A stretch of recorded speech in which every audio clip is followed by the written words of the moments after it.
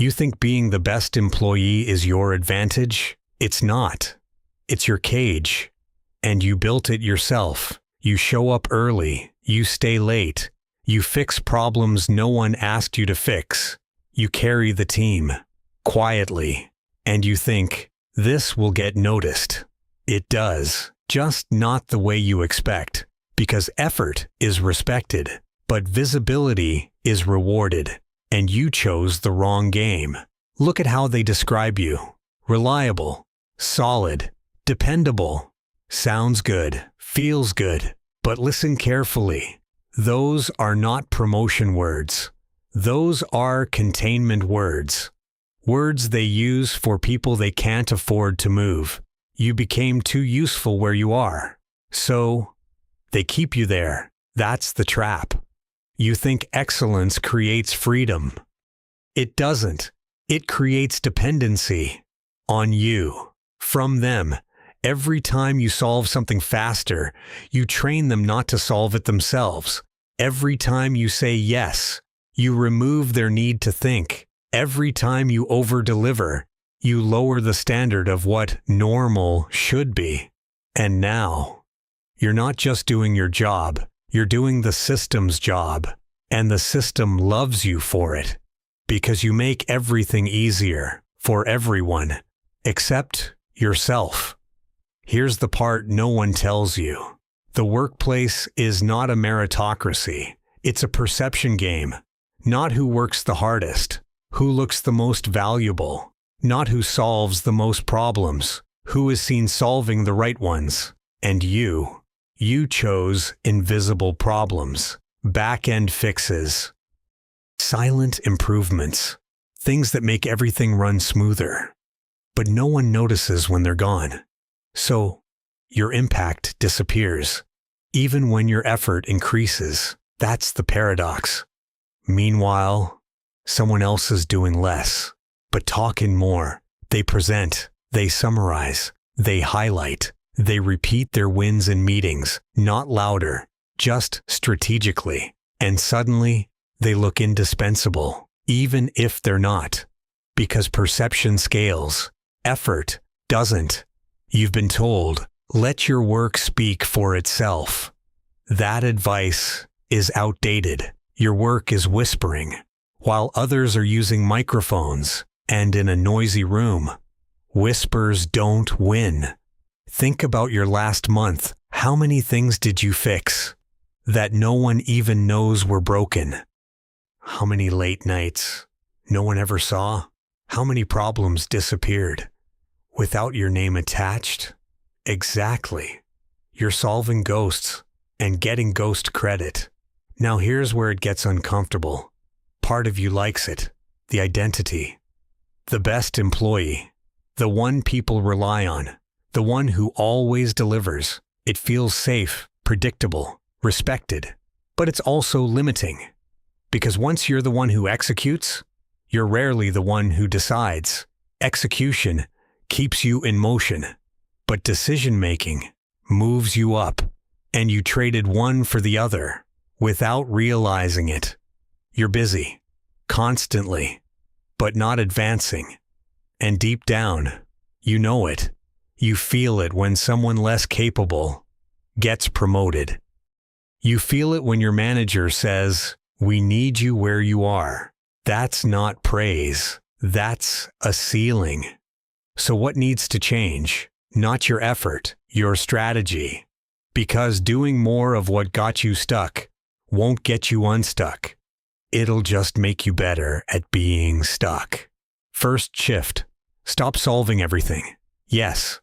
Stop. Not because you can't, because you shouldn't. Every time you jump in too fast, you rob others of visibility, and you rob yourself of leverage. Let problems breathe. Let others struggle a bit. Let gaps exist long enough to be seen. Because invisible problems don't create visible leaders. Second shift. Choose visible work. Not all tasks are equal. Some are high effort, low recognition. Others are high visibility, moderate effort. Guess which ones get promoted? The ones tied to outcomes, revenue, growth, strategy, cross-team impact, not the ones buried in operations. Start asking, who sees this? If this succeeds, who benefits? If it fails, who notices? If the answer is no one important, rethink your involvement. Third shift.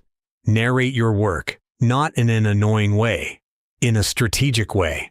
Updates, summaries, context. Make your thinking visible, because people don't just promote results. They promote clarity. If they don't understand what you do, they can't value it. And if they can't value it, they won't elevate it. Here's a simple truth. Hard work gets you trusted, but communication gets you promoted. You need both, but you've been over-indexing on one and ignoring the other. Fourth shift. Create space. Right now, your calendar is full. Your bandwidth is gone. You're always reacting, which means you never get to think. And thinking is where leverage lives.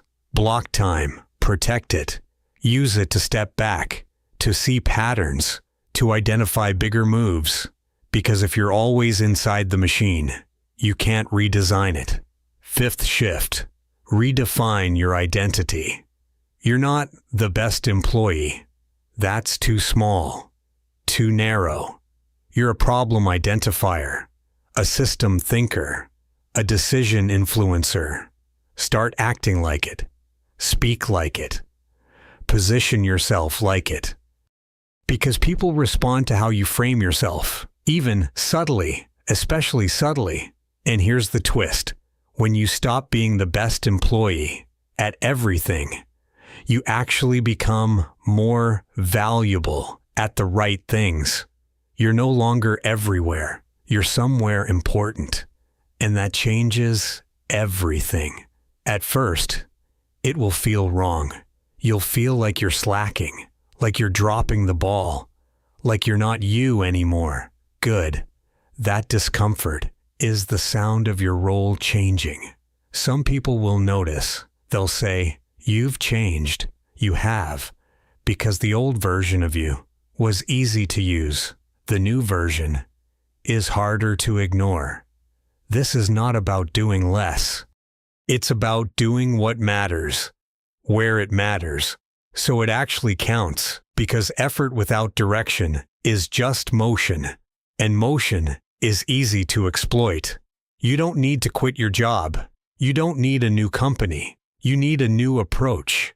Inside the same environment, with the same skills, just deployed differently.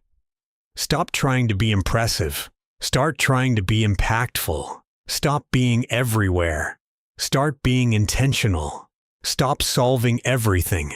Start choosing what deserves to be solved, because the goal was never to be the best employee in the room. The goal is to not need to be.